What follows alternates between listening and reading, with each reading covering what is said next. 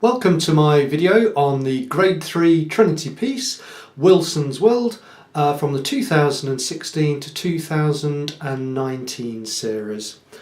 The key of the song is A major, so remember your C sharps, F sharps and G sharps, and we're going to be playing in different positions across the neck of the guitar here, just in the lower ends, but just remember your finger positions to help you through the song. By now we've probably learned some good techniques about playing the song without the bass line to help us. That just gives us an idea of how that's going to sound, and also then we add in the bass notes with the counting to help us play the song. So without going through too much detail on those preliminary ideas, you can do those yourself. Let's have a look how this song plays. So we start off with thumb on string 5 to play the A bass note, and again, this kind of song I'll be planting my thumb as much as I can to give my hand the stability I need. Finger 4 prepared, ready to play high A, so let's have a listen to the first phrase. 1, 2, 3. We start on beat 3, of course. 1, 2, 3, 1, 2, 3, 1, 2, and 3.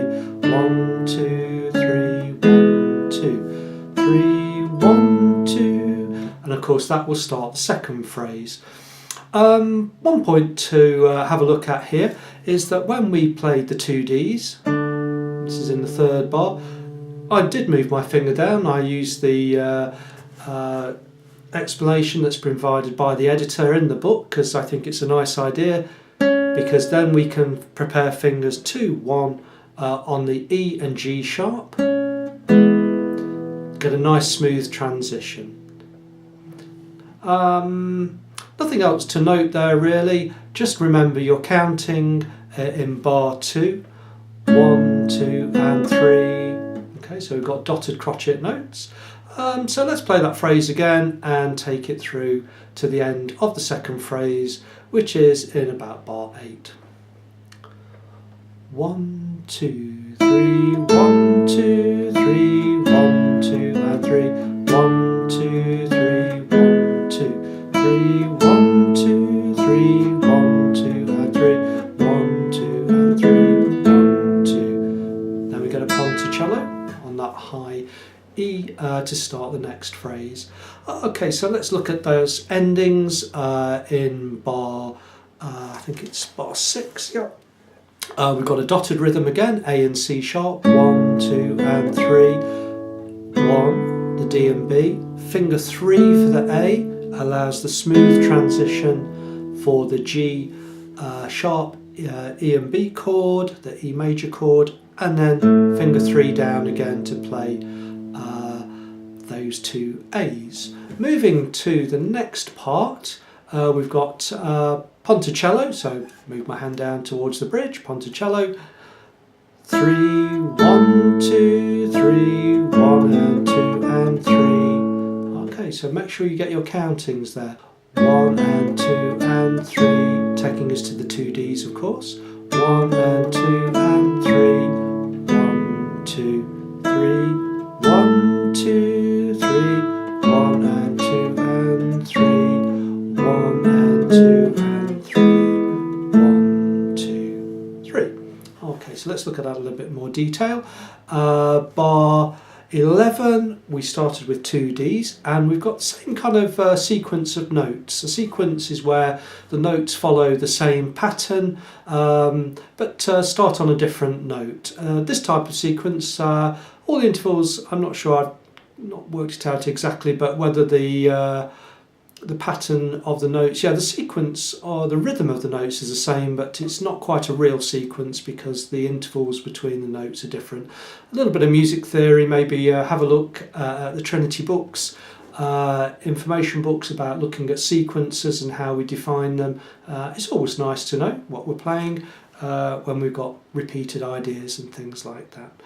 So the 2 Ds, 1 and 2 and 1, 3, 1. Nice nice smooth transition to the E major chord with the G sharp. 1, 2, 3, 1 and 2 and 3.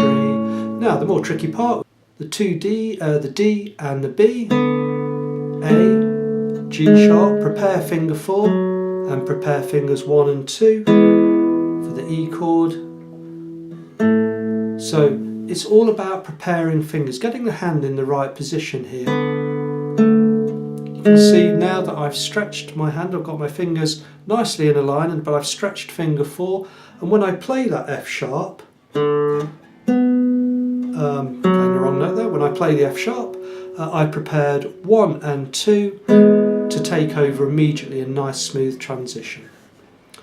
That takes us to the middle section of the song where we get a nice dotted rhythm idea again, second position, so finger 1 at C sharp. 1, 2 and 3, 1, 2 and 3, 1, 2 and 3, 1, 2, and the 3. Remember, F sharp, G sharp, fret 4 but using finger 3, high A using finger 4, and then the chord is E, B, G sharp, 2, 3, then back to the quaver rhythms, 1 and 2 and 3, 1 and 2 and 3, 1 and 2 and 3, 1, 2, ponticello, 1, 2, 3, 1, 2, 3, 1, 2, 3, 1, 2, 3, 1, 2, 3, 1, 2, 3, 1, 2, 3, 1, 2, 3.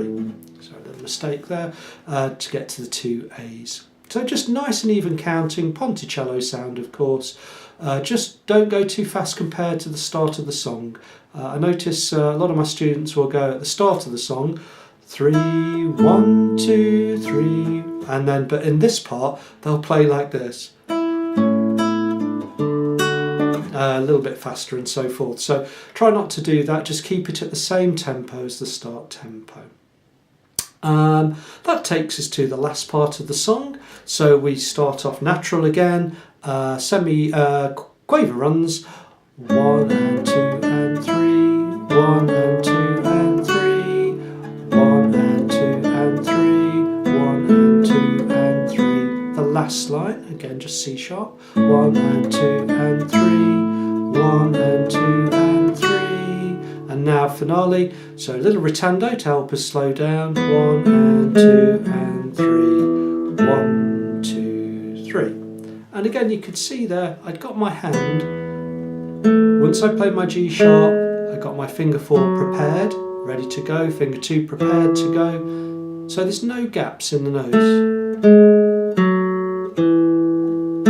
And using finger 2 for the E and finger 3 for the A again means we have no gap in the song. So I hope looking at the song now we can see that it's split into the 3 sections. The real trick is to make sure that each time you transition from one section to another you do keep the same tempo.